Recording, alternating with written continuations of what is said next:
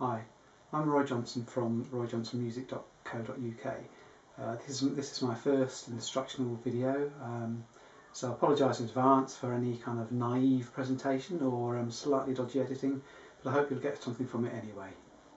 Today I'm going to be talking about the fretboard hand and the one finger per fret approach.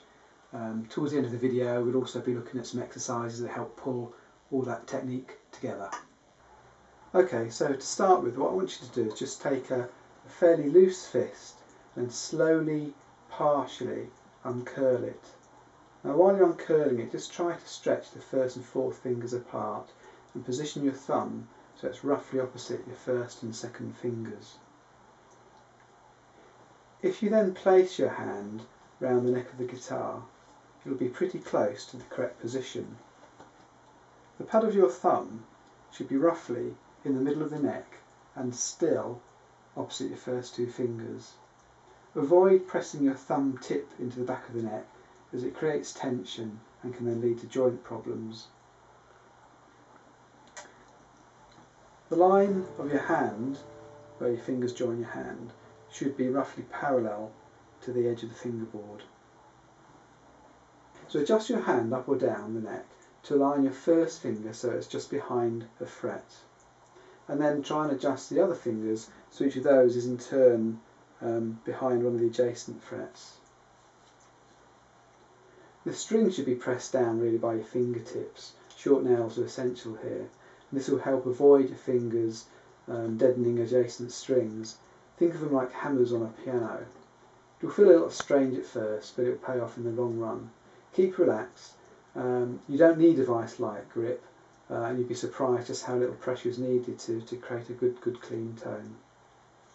Okay, so let's have a go at these exercises now.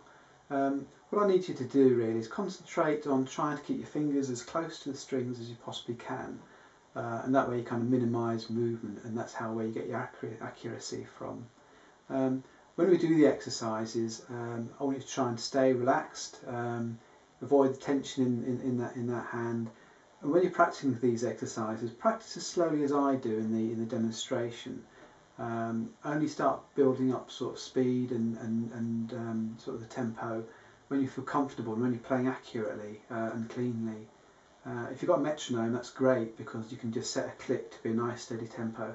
And then if there's any areas where you are sort of slowing down or finding problems, then you'll know you've hit those because the metronome will start clicking out of beat with your hands. Okay, so let's have a look at exercise 1. Exercise 1, fingers 1 and 4.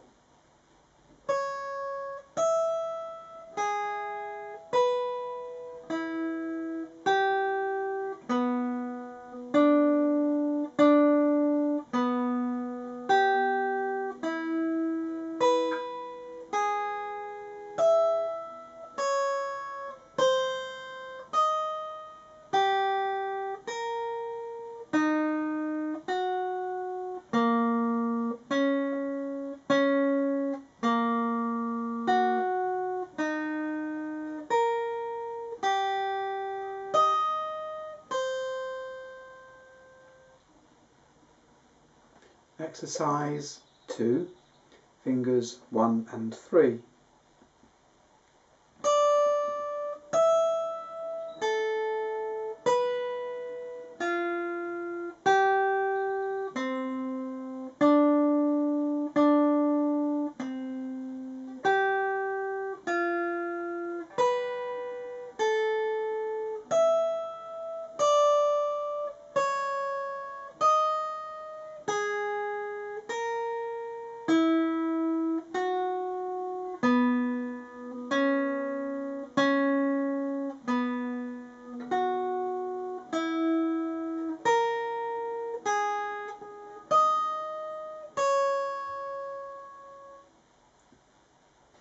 Exercise 3, fingers 2 and 4.